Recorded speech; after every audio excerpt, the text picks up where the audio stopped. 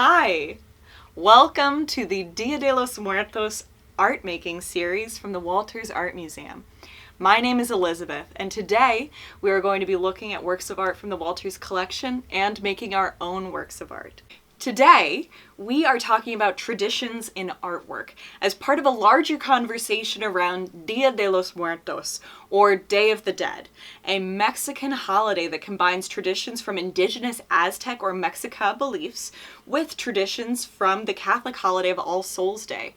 Both of these traditions recognize this as a time to remember and pray for the souls of loved ones who have died. We're going to look at an artwork from Mexico from about 500 years ago, and artwork by an artist who is alive and living in Baltimore today. We're going to think a little bit about how some traditions have changed while others have stayed the same. Let's start by looking at this piece from the Walters collection, Maize Deity by an unknown Aztec artist.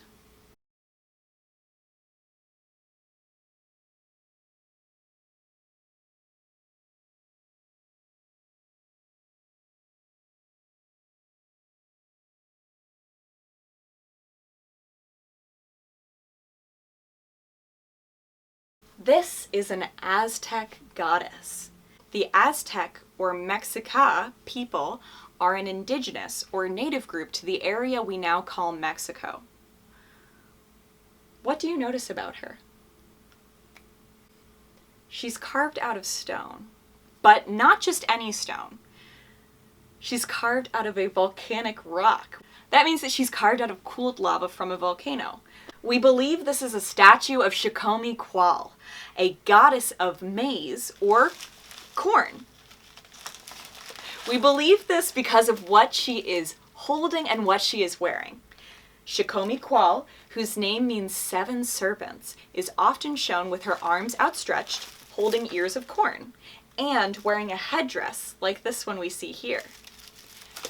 Did you notice this hollow space in the middle of her body?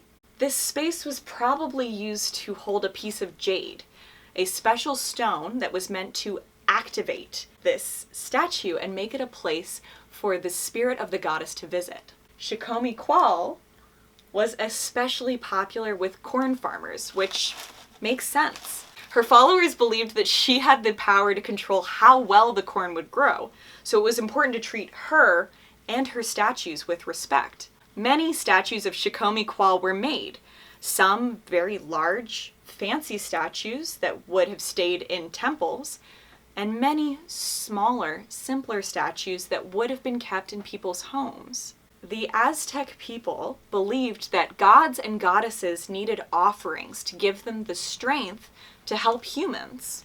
The practice of bringing offerings to gods and spirits is common in many cultures. But as the Aztec people were forced by Spanish invaders to change their traditions, they had to find creative ways to preserve and adapt their beliefs. The artist who made this work, Edgar Reyes, is alive and working in Baltimore today.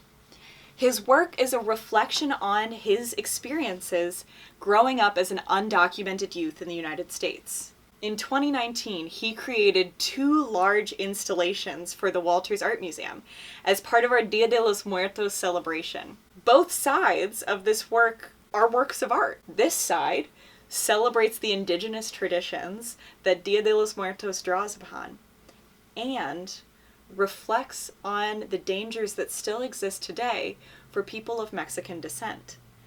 The other side was a community altar, inviting visitors to participate in the tradition of ofrendas, or special altars or places where people would bring images of their dead loved one and offerings like food, flowers, or a special note or memory to give spirits strength on their journey to visit the living.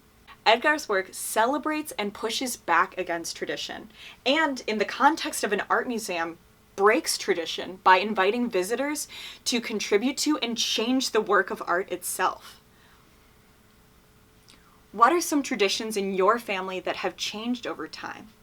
How and why did they change? At the Walters, we are continuing with our tradition of having a community ofrenda that we are inviting you to participate in. However, this year, the tradition is changing because our altar is going to be digital. Please visit thewalters.org to find out more about how you can contribute to this year's digital ofrenda. Now, Emily is going to show us how we can make ofrendas to participate in this tradition at home.